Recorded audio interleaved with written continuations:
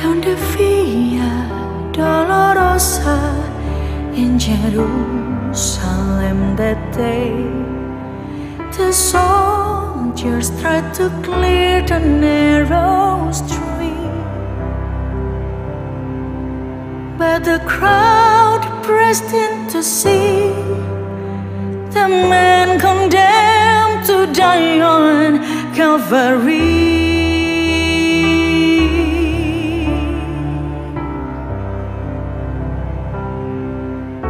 He was bleeding from a beating. There were stripes upon his back, and he wore a crown of thorns upon his head. And he bore with every step the scorn of those who cried out for his death. Down the Via Dolorosa, called the way of suffering, Jesus Christ came, the Messiah, Christ the King. But he chose to walk that road out of his love for you and me. Down the Via Dolorosa, all the way to Calvary.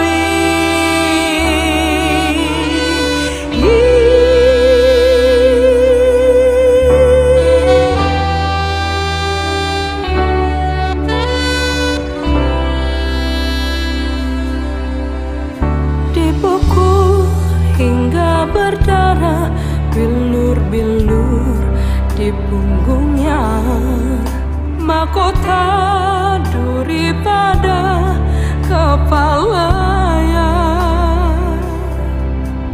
dicaci, dicemooh, diteriakan kematiannya.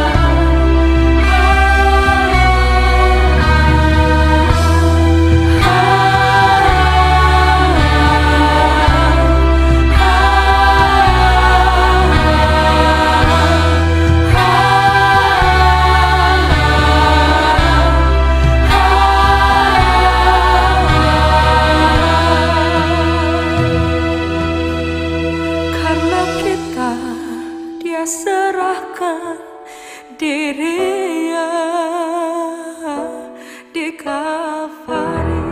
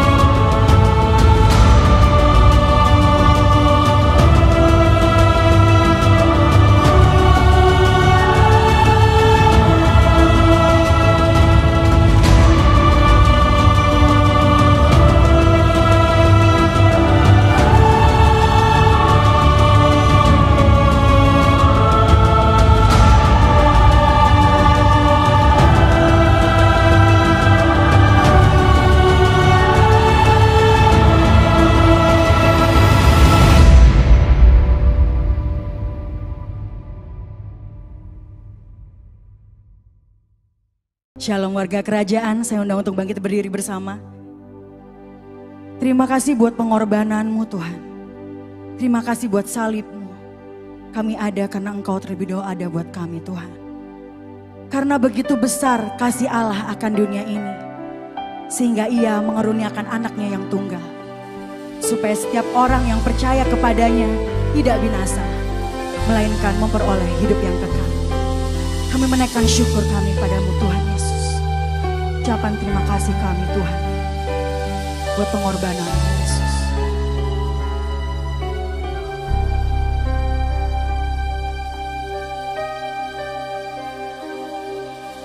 Karena begitu besar kasih-Nya kepada diriku, diberikan anaknya yang tunggal menyelamatkanku. Dengan harga yang mahal Kau bayar lunas semua dosaku. Kau rela disiksa dan hancur, berkorban bagiku. Kau anak domba Allah, mati gantikan aku. Tubuhmu yang terpecah pulihkanku.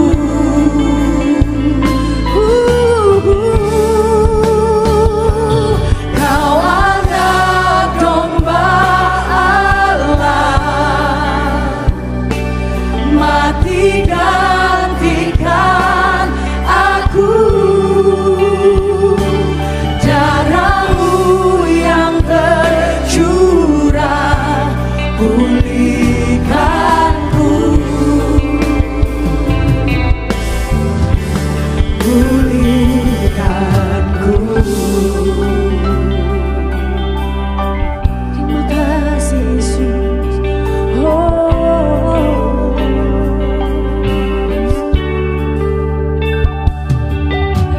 Dengan harga yang mahal Kau bayar lunas semua dosaku.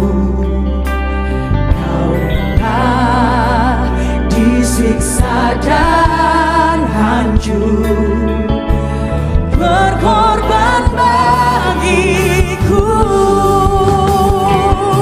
Kau anak domba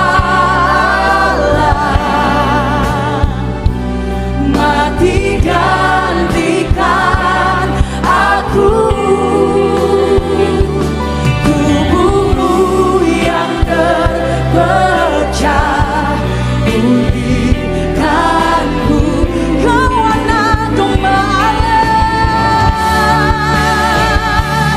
kau anak gembala, mati gantikan aku, darahmu yang tercurah pulihkanku.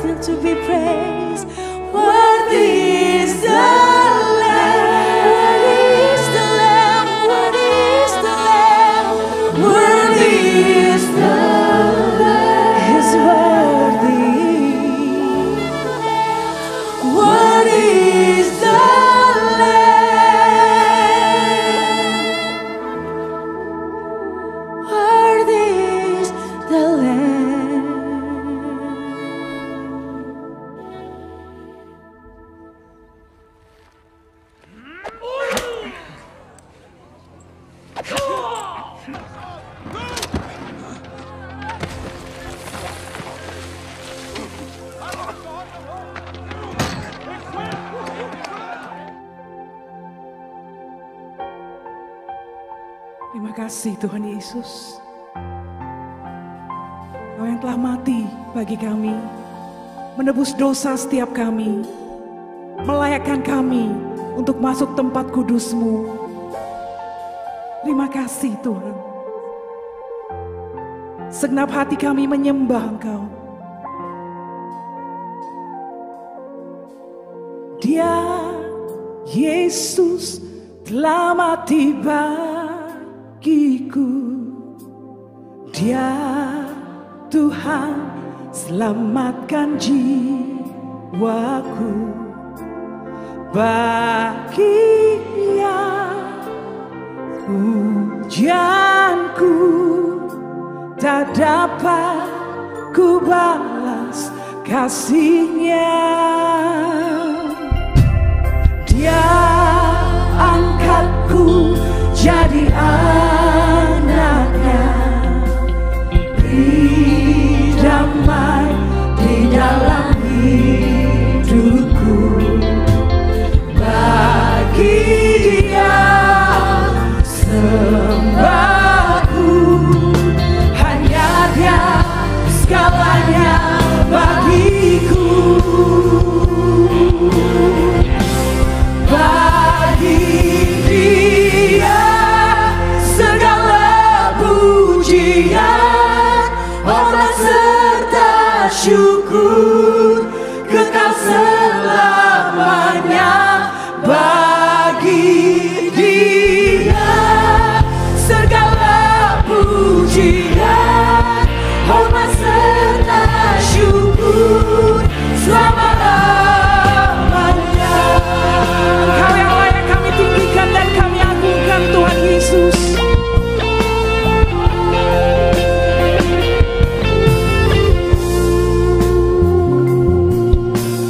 Dia, Yesus, telah mati bagiku. Amin. Dia, Tuhan, selamatkan jiwaku. Bagi Dia ini pujian kami, Tuhan. Pujianku tak dapat ku balas kasih-Nya.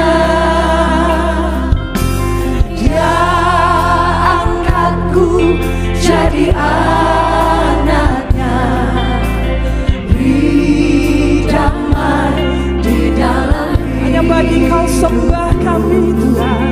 Bagi Dia sembahku, hanya Dia segalanya bagiku.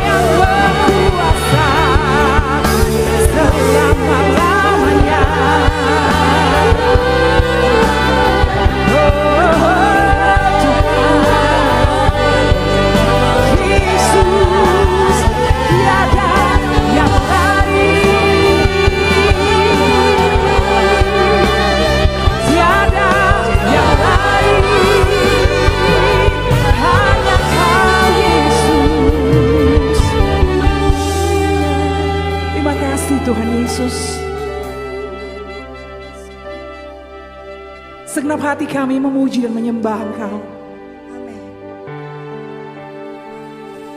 Dari dalam lubuk hati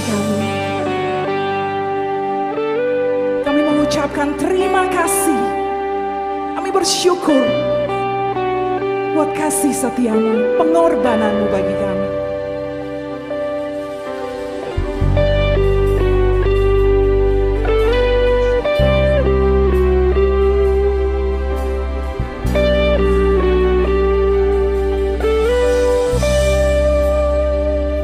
Kasih Tuhan sungguh mulia,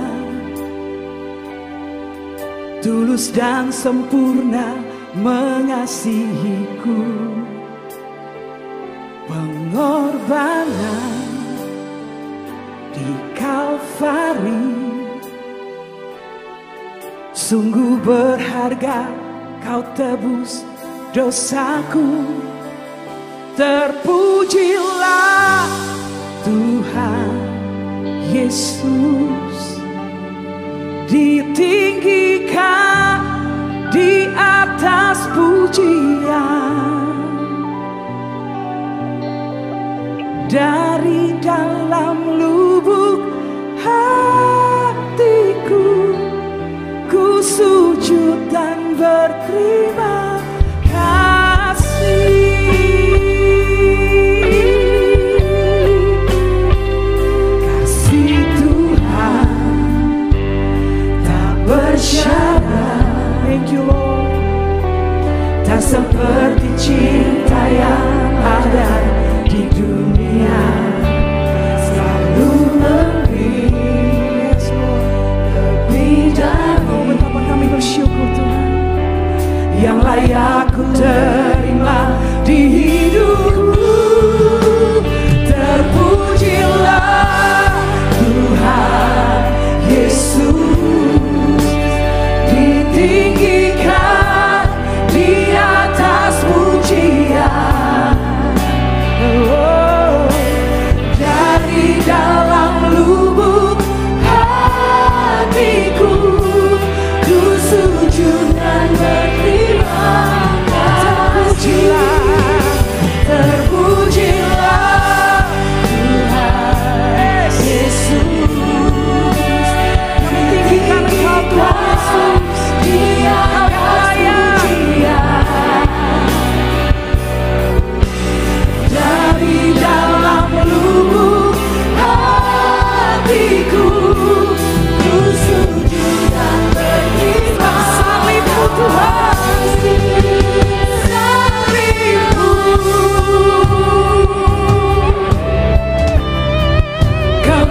Kemenanganku, kami kembali Tuhan dalam hidup kami.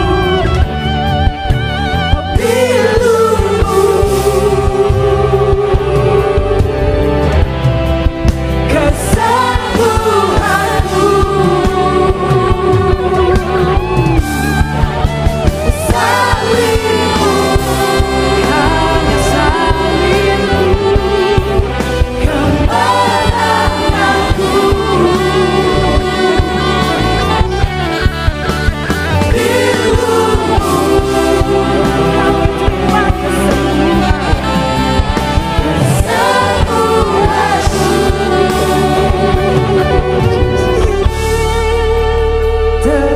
terpujilah Tuhan Yesus, ditinggikan di atas pujian.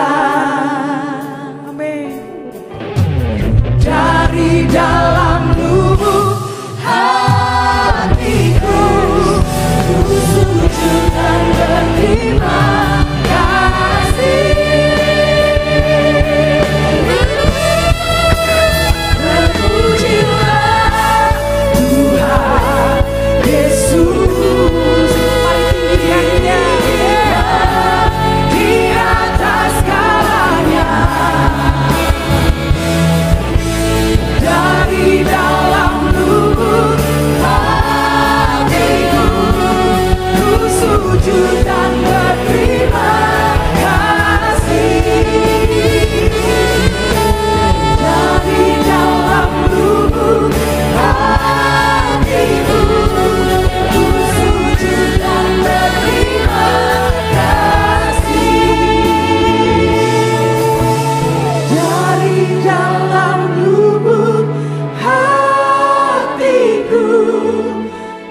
sujud dan berterima kasih. Sorak-sorai meriah bagi Yesus Tuhan. Thank you Lord. Thank you Jesus. You are here in this place, oh God, and we worship you. Bow before you, Jesus. Oh,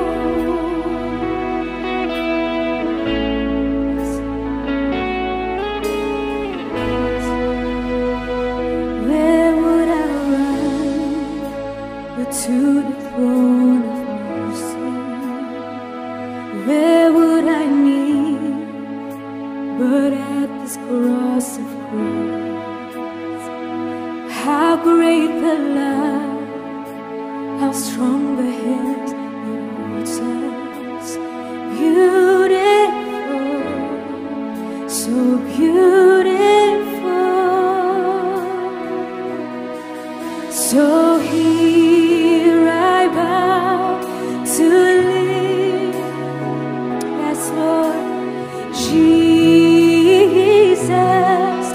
be glorified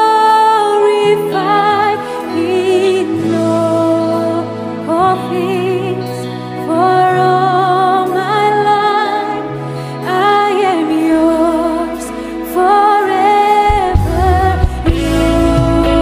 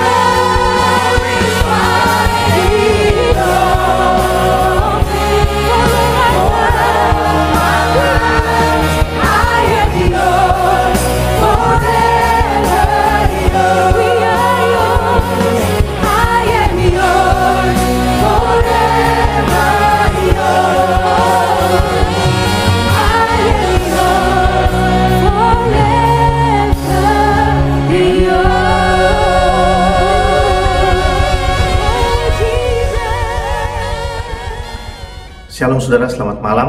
Kita bersyukur hari ini kita dapat berjumpa dan kita memperingati bersama-sama Jumat Agung, kematian Yesus Kristus Tuhan kita.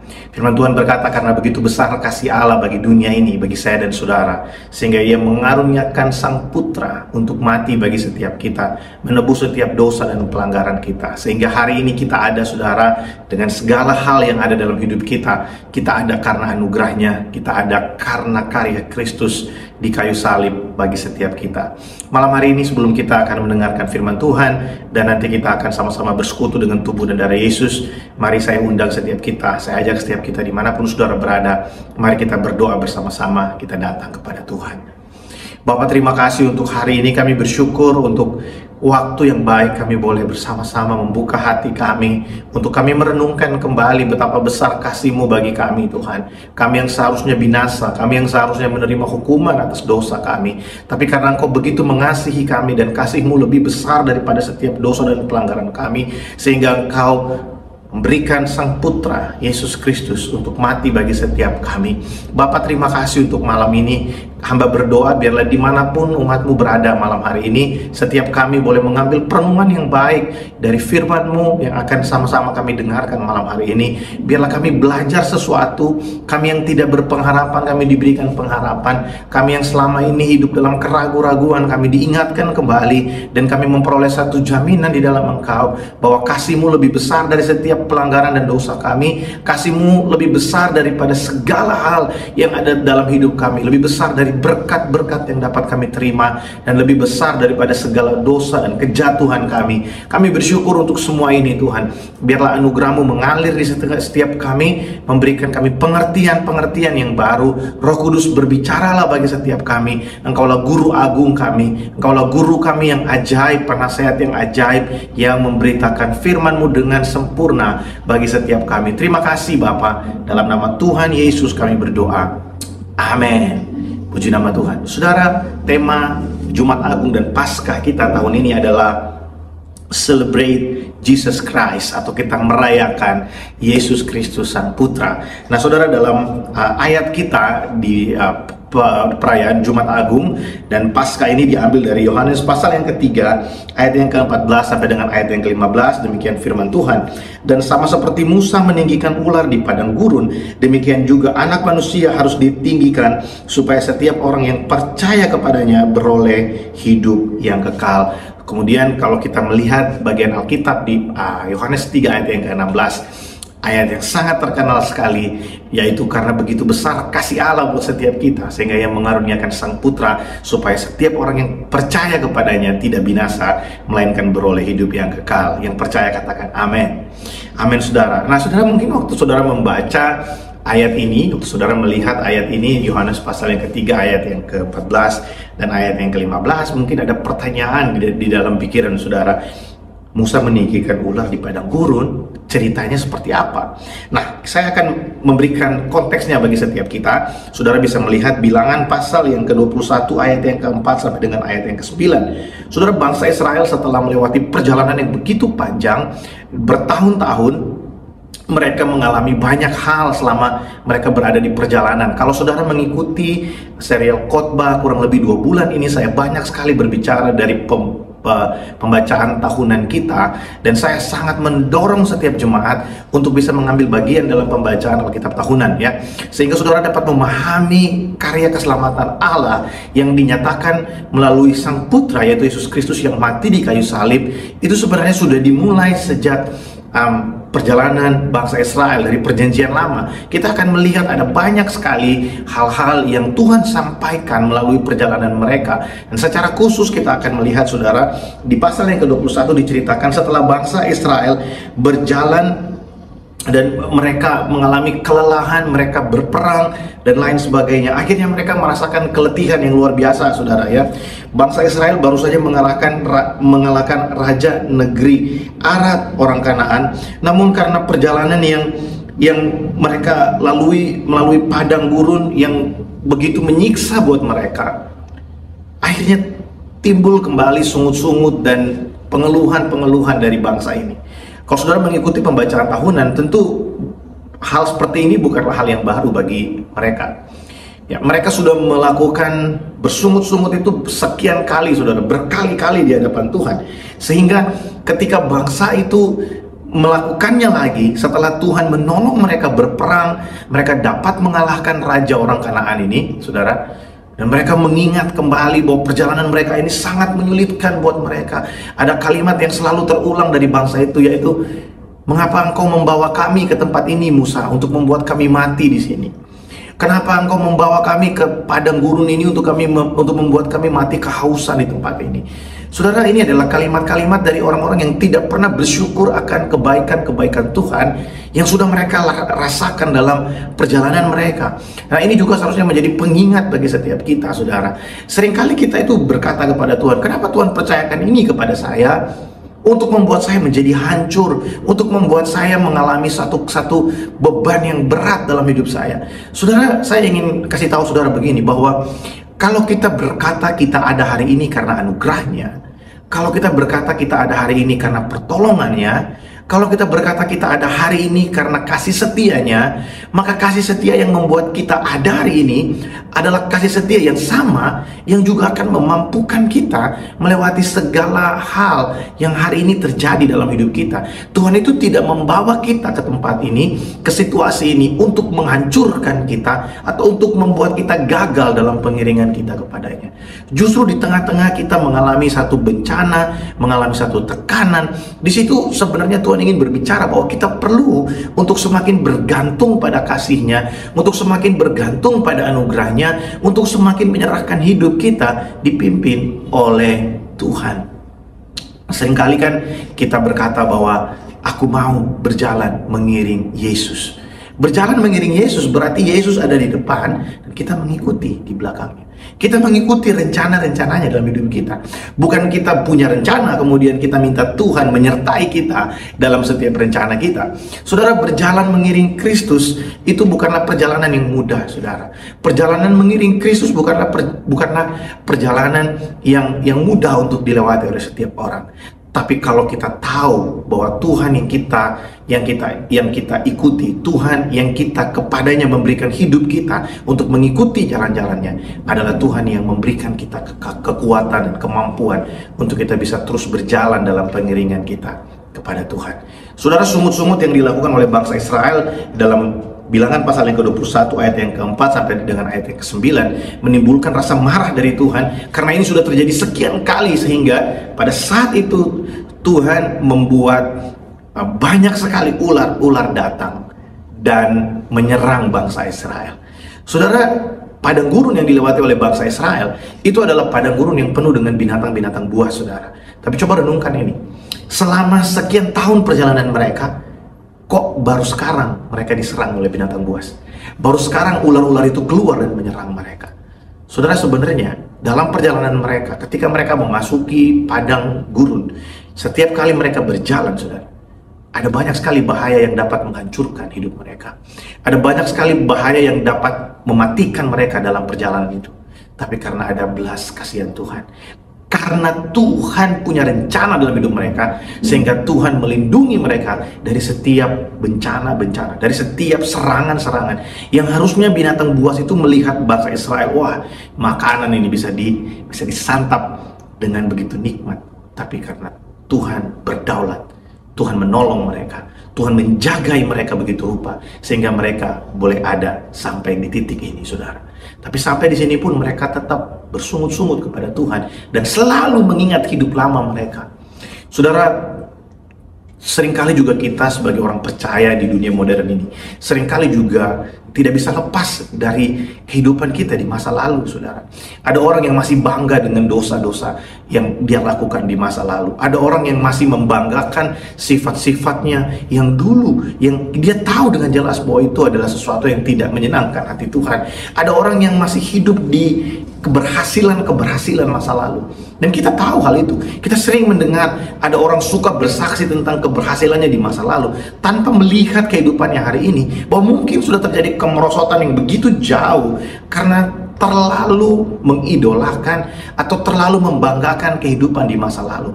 Bangsa Israel dibebaskan dari Mesir, dari perbudakan, dan mereka tidak memahami bahwa yang harus terlepas dari hidup mereka. Bukan hanya pekerjaan-pekerjaan yang seharusnya tidak mereka lakukan, yaitu membuat batu untuk pembangunan di Mesir, tapi yang jauh lebih penting adalah bagaimana mereka harus melepaskan budaya budak dalam hidup mereka.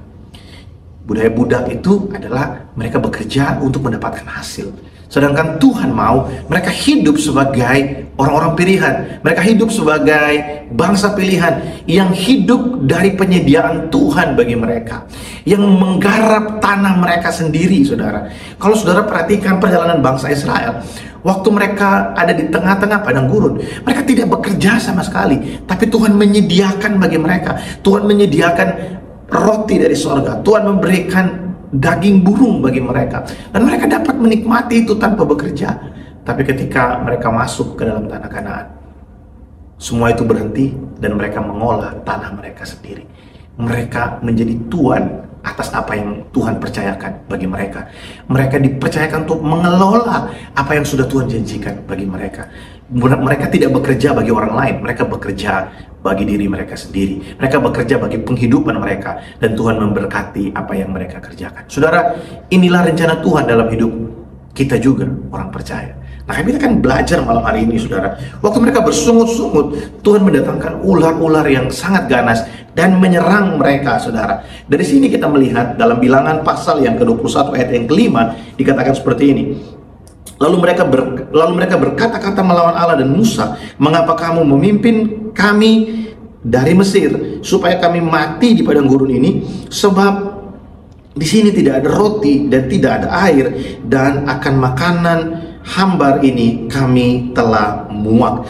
Saudara, bangsa Israel ini, mereka berkata bahwa di sini nggak ada air, di sini nggak ada roti seperti yang ada di Mesir, dan tentang mana ini kami udah muak dengan makanan ini. Saudara, seringkali dosa begitu mengikat hati manusia, sehingga semua yang bisa kita nikmati sebagai berkat dan anugerah dari Tuhan sepertinya kalah indah dengan dosa, saudara. Saya ingin kita merenungkan bersama, apakah betul tidak ada air bagi mereka? Di dalam kitab Keluaran, bangsa Israel mengeluhkan air, dan Tuhan membuat air keluar dari dalam batu. Tuhan menyediakan satu sumur di tengah-tengah padang gurun bagi mereka. Bukankah Tuhan itu dahsyat dan ajaib? Bukankah Tuhan itu berkuasa melakukan apa yang tidak mungkin bagi manusia? Tapi karena hati mereka memang masih mencintai kehidupan yang lama, sehingga mereka terus mengingat bahwa kenapa kami dibawa ke sini untuk mati di sini? Padahal Tuhan tidak membawa mereka untuk mati di sana. Karena kekerasan hati mereka lah, sehingga mereka akhirnya mengalami hukuman yang berat dari Tuhan. Saudara, kita melihat di sini bahwa ketidakpercayaan mendatangkan hukuman bagi manusia. Waktu mereka mulai berkata-kata menentang Tuhan dan Musa, hamba Tuhan mendatangkan hukuman atas mereka. Tuhan mendatangkan hukuman yang luar biasa atas mereka, sehingga banyak dari bangsa Israel yang pada hari itu ada, mereka pada akhirnya mati di sana. Saudara, kita belajar di sini bahwa lelahnya kita menjalani hidup ini dapat menimbulkan keraguan dalam hati kita. Namun keraguan-raguan kita akan sirna saat kita melihat konsistensi Tuhan dalam mengasihi kita. Bangsa Israel tidak belajar dari betapa Tuhan itu sangat konsisten mengasihi mereka. Bangsa Israel itu tidak dapat memahami seperti ada sesuatu yang menutupi mata hati mereka untuk bisa mereka melihat bahwa Tuhan itu sangat mengasihi mereka lebih daripada pelanggaran-pelanggaran, lebih daripada keraguan-raguan, bahkan ketidakpercayaan mereka. Saudara, kalau kita melihat jauh ke belakang sebelum ini, waktu mereka mau menyeberangi Laut Tebrau, bagaimana Tuhan membelah lautan. Waktu mereka sampai ke padang gurun, mereka bingung tentang makanan, Tuhan menurunkan mana dari sorga. Waktu mereka minta makan daging, Tuhan memberikan kepada mereka ada burung-burung puyuh yang jatuh buat mereka.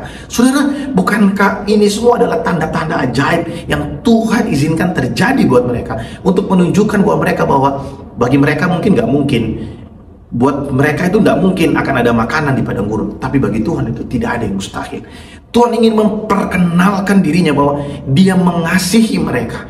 Bahkan ketika mereka membuat patung lembu emas, ketika Musa sedang menghadap Tuhan di atas gunung, saudara, Tuhan begitu sabar menghadapi kerasnya bangsa ini. Tuhan begitu sabar menghadapi ketidakpercayaan bangsa ini. Tapi mereka tidak dapat melihat semuanya itu. Mereka menganggap semuanya itu sebagai sesuatu yang mudah untuk mereka lupakan, saudara. Sehingga terjadilah peristiwa ini. Mereka bersungut-sungut kepada Tuhan. Mereka mulai menentang rencana Allah. Mereka tidak percaya kepada Allah. Saudara, perjalanan-perjalanan yang panjang dalam hidup kita juga seringkali menimbulkan keraguan-raguan dalam hati kita. Apakah Tuhan itu benar-benar mengasihi dan menyayangi kita? Apakah Tuhan itu benar-benar memberkati kita? Apakah Tuhan itu benar-benar ada bagi kita? Apakah Tuhan itu benar-benar mencintai kita? Apakah Tuhan berkenan atas kita? Apakah Tuhan itu memang ada bagi kita? Karena seringkali karena kita terlalu lelah menghadapi persoalan. Saudara, persoalan-persoalan yang hadir dalam hidup kita belakangan ini, ya, kalau kita mau jujur, sebenarnya persoalan ini datang dari keinginan-keinginan yang sulit untuk kita bendung sebenarnya, saudara. Tapi Tuhan lebih mengasihi kita daripada segala kelemahan dan pelanggaran-pelanggaran kita. Tuhan itu konsisten menyatakan cintanya bagi kita. Mari saya mengajak setiap kita untuk kita tidak melakukan apa yang dilakukan oleh bangsa Israel. Kalau hari ini mata hati kita tertutup melihat Tuhan itu konsisten mencintai kita, saya berdoa biarlah melalui firman Tuhan ini mata kita boleh terbuka, dan akhirnya kita bisa memahami bahwa seberat apapun persoalan kita hari ini, itu tidak menunjukkan atau tidak menyatakan bagi kita, tidak memberikan kita kesimpulan bahwa Tuhan itu jahat bagi kita, sengaja membawa kita sampai hari ini, dan kemudian membiarkan kita mengalami kesulitan-kesulitan hari ini. Tapi biarlah kita membuka mata hati kita dan melihat bahwa begini, sekalipun aku mungkin meragukan cintanya, sekalipun mungkin aku meragukan kebaikannya, tapi Tuhan tetap konsisten menyatakan kasihnya bagi aku. Tuhan tidak terganggu dengan keraguan kita. Dia tetap melaksanakan kehendaknya bagi kita, yaitu rencana, rancangan damai sejahtera, memberikan kita hari depan yang penuh dengan harapan. Waktu Tuhan melakukan pendisiplinan bagi kita, Tuhan tidak ingin menghancurkan kita, tapi Tuhan sedang mendewasakan kita. Tuhan sedang membenahi kehidupan kita. Tuhan sedang melakukan koreksi dalam hidup kita. Kita akan belajar hari ini, saudara, bahwa percaya dan tidak percaya kepada Yesus, percaya dan tidak percaya kepada rencana Allah, percaya dan tidak percaya kepada pribadinya, itu bukanlah paksaan dari Tuhan. Itu adalah keputusan kita yang kita ambil sendiri. Saudara, ada orang yang percaya bahwa, oh, kalau Tuhan sudah menentukan siapa yang akan binasa dan siapa yang akan diselamatkan, ya berarti manusia ini seperti robot dong. Enggak. Saudara, keputusan manusia untuk percaya dan tidak percaya kepada rencana Allah, itu adalah keputusan kita. Waktu kita memutuskan sesuatu, tentu ada yang melandasi keputusan kita. Saudara, kasihnya, konsistensi Tuhan mengasihi kita. Waktu kita menyadari bahwa Tuhan itu begitu mencintai kita, bahwa kita ini berharga di matanya, bahwa kita ini mulia dan Dia mengasihi kita, kemudian kita memilih, memutuskan untuk percaya kepadanya. Kita memilih dan memutuskan karena kita akhirnya memahami bahwa Tuhan itu lebih konsisten mengasihi kita daripada dosa-dosa dan pelanggaran-pelanggaran kita. Bahwa konsistensi Tuhan mengasihi kita lebih besar, lebih nyata daripada dosa kita. Sehingga kita memutuskan untuk percaya kepadanya. Tuhan itu tidak memaksa hati kita seperti kita ini robot yang dapat diprogram kemudian tiba-tiba kita percaya kepadanya. Tidak, saudara. Justru keraguan-raguan bisa menjadi salah satu proses Tuhan. Ketika kita ragu dalam hati kita tentang rencana Tuhan, kemudian kita bertanya kepada Tuhan, kita menyelidiki Alkitab, kita membaca firman Tuhan, akhirnya kita mengerti bahwa, oh, Tuhan itu mengasihi saya. Sehingga kita memutuskan untuk percaya. Itu keputusan kita. Tuhan tidak pernah memaksa kita untuk mempercayai Dia, tapi Tuhan terus memberikan kita kasih-Nya. Tuhan terus memberikan kita anugerah-Nya, kesempatan-kesempatan yang baru untuk membuat kita mengerti bahwa Dia lebih mengasihi kita daripada yang mampu untuk kita pikirkan dan yang kita bayangkan. Yohanes pasal yang ketiga ayat yang ke-18 bilang begini, Barang siapa percaya kepadanya, ia tidak akan dihukum. Barang siapa tidak percaya, ia telah berada di bawah hukuman, sebab ia tidak percaya dalam nama Anak Tunggal Allah. Saudara, pada satu hari nanti, setiap orang akan mengambil pilihan ini dari apa yang mereka pahami. Makanya saya berdoa, saudara, supaya setiap kita memiliki satu pengertian yang benar tentang hal ini, sehingga kita memutuskan sesuatu yang benar, yaitu kita percaya kepadanya. Kita percaya bahwa Allah itu mengasihi kita. Kita percaya bahwa rencananya bagi kita adalah rencana kebaikan. Saudara, waktu saya berbicara seperti ini, saya tidak sedang mengajarkan kita untuk kita tidak menganggap sebagai, untuk kita menganggap bahwa penderitaan itu adalah bukan bagian orang percaya. Saudara, penderitaan itu adalah bagian yang tidak bisa dilepaskan, bukan hanya untuk orang percaya, tapi juga untuk orang yang tidak percaya. Yang namanya penderitaan itu akan selalu ada dalam hidup manusia. Tapi yang membedakan orang percaya dan orang tidak percaya adalah ini. Bagi orang percaya, penderitaan yang dia alami adalah penderitaan yang memurnikan kehidupannya, memurnikan iman. Tapi penderitaan orang yang tidak percaya, itu yang akan membawa mereka pada kebinasaan. Saudara, oleh sebab itu saya berdoa supaya kita dapat memahami poin yang pertama ini, bahwa ketidakpercayaan itu mendatangkan hukuman. Oleh sebab itu, saudara, kalau hari ini kita terus mengalami konsistensi kasih Tuhan, saya mendorong setiap kita, saudara, mari berhentilah bermain-main dengan dosa. Kalau kita sudah tahu sesuatu itu tidak berkenan di hadapan Allah dan Allah tidak menyukainya, mari kita tinggalkan hal itu dan mari kita bangun suatu budaya yang baru, yaitu budaya ketaatan di dalam firman-Nya. Kita membangun suatu budaya yang membawa kita untuk kita semakin mencintai dan mengasihi Tuhan. Saudara, firman Tuhan yang kita dengarkan hari Minggu kemarin tanggal 24 oleh Pastor Roni Rumambi itu sangat memberkati kita. Jangan sampai ada hal-hal yang melebihi Tuhan yang kita percayai dalam hidup ini. Sekali lagi, saudara, mempercayai Tuhan atau tidak mempercayai Tuhan itu pilihan kita. Oleh sebab itu, biarlah di poin yang pertama ini kita belajar bersama-sama bahwa kasih Tuhan konsisten bagi setiap kita, mengasihi dan mencintai setiap kita. Yang berikutnya kita lihat, saudara, bahwa ketika bangsa Israel melakukan pemberontakan kepadanya, dalam Bilangan pasal yang ke-21 ayat yang ke-8 dikatakan begini, maka berfirmanlah Tuhan kepada Musa, buatlah ular tembaga dan taruhlah itu pada sebuah tiang, maka setiap orang yang terpagut jika ia melihatnya akan tetap hidup. Saudara lihat bahwa ketika ular itu datang, ketika ular-ular banyak itu datang, mereka mulai memagut setiap orang-orang yang ada di sana dan langsung mati, saudara, langsung mati. Tapi ketika bangsa itu datang dan minta ampun kepada Tuhan, mereka mengakui kesalahannya kepada Tuhan. Tuhan berfirman kepada Musa, Musa, kamu buatlah ular tedung dan taruhlah pada sebuah tiang. Musa membuat, ya, Musa bukan membuat binatang, bukan, tapi Musa membuat seperti patung binatang, seperti gambaran atau patung yang kecil dari ular tedung. Kemudian dia taruh di sebuah tiang dan diangkat ke atas, ya. Dia membuat dari tembaga, saudara. Nah, saudara, yang unik di sini, ya, para ahli pernah meneliti bahwa orang yang habis dipagut oleh ular, setiap kali mereka melihat tembaga yang silau, itu akan membuat sakit yang dialami mereka itu menjadi semakin parah, saudara. Orang-orang yang digigit oleh ular, saudara, ya, ketika mereka melihat tembaga yang mengkilap seperti itu akan merangsang luka yang diakibatkan oleh gigitan ular itu menjadi semakin sakit, saudara. Ya, itu hasil penelitian dari para ahli.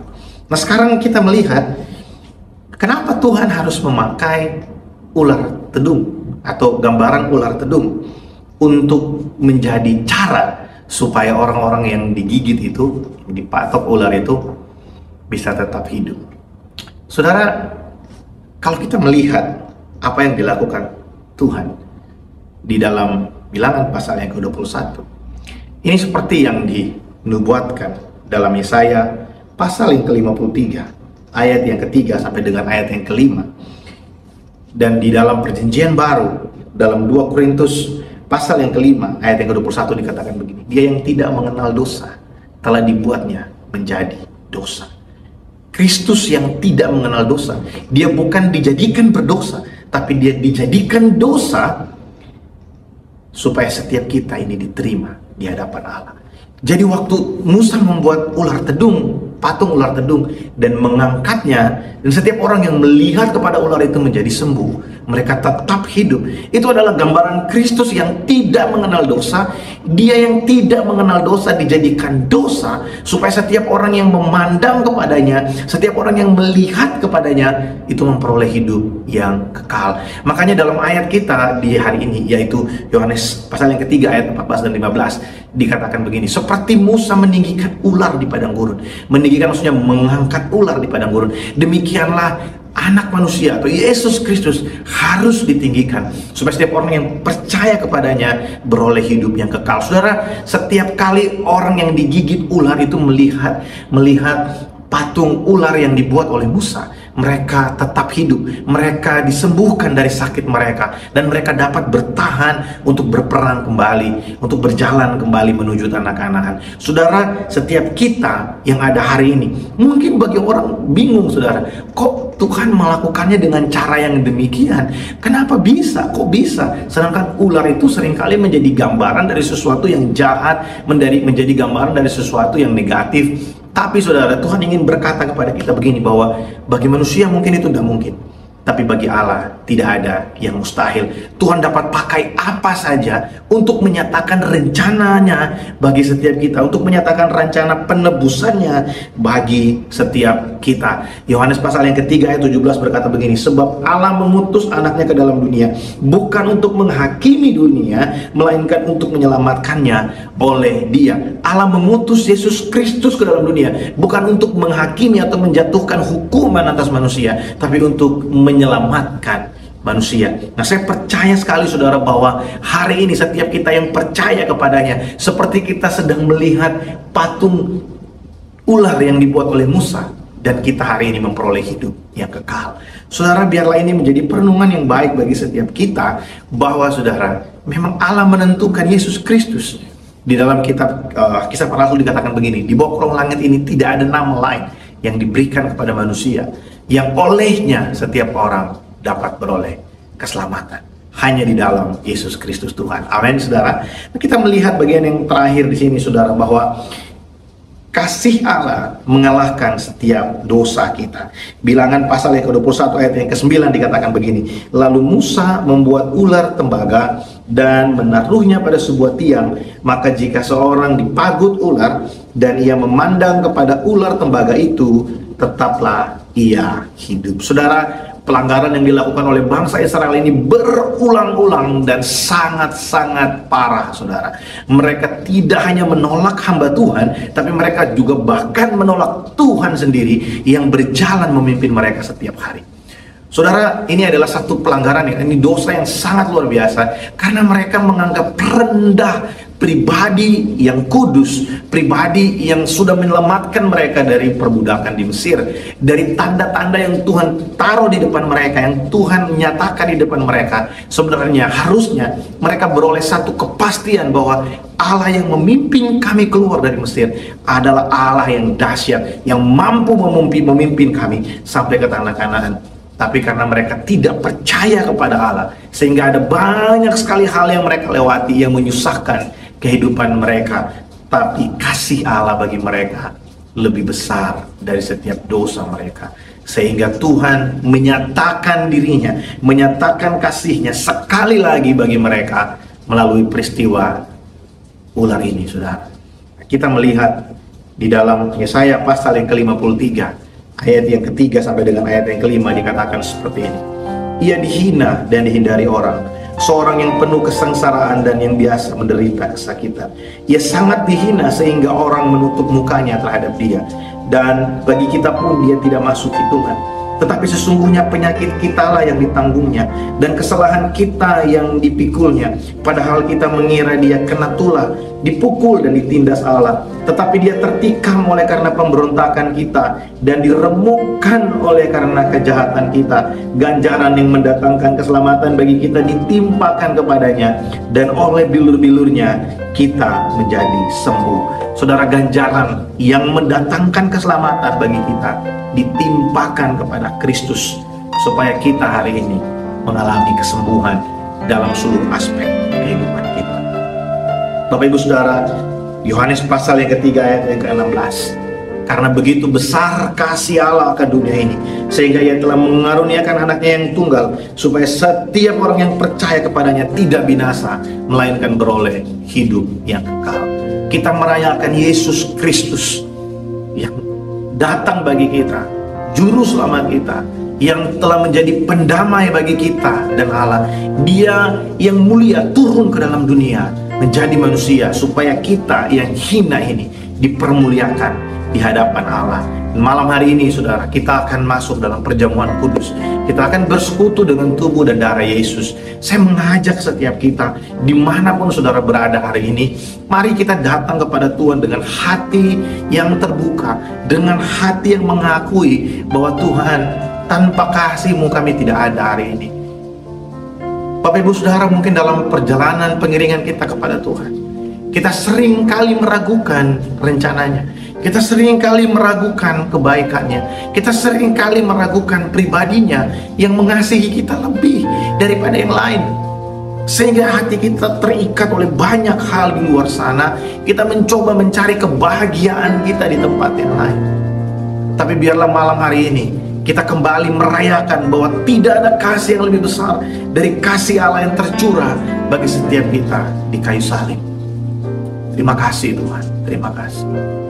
Terima kasih Tuhan Yesus, terima kasih. Mari kita persiapkan roti dan anggur di rumah kita masing-masing, dimanapun kita berada pada malam hari ini. Puji Tuhan. Mari kita angkat roti kita, tangan kanan kita lebih tinggi dari kepala, dan dengarkanlah firman Tuhan. Sebab apa yang kuteruskan kepadamu telah aku terima dari Tuhan, yaitu Tuhan Yesus pada malam waktu yang diserahkan mengambil roti, mengucap syukur atasnya, memecah-mecahkannya dan berkata, inilah tubuhku yang dipecah-pecahkan bagi kamu. Perbuatlah ini setiap kali kamu memakannya, menjadi peringatan akan aku. Bapak Ibu Saudara, roti pengucapan syukur yang ada di tangan kita adalah persekutuan kita dengan tubuh Kristus. Mari kita makan bersama dalam nama Tuhan Yesus Kristus.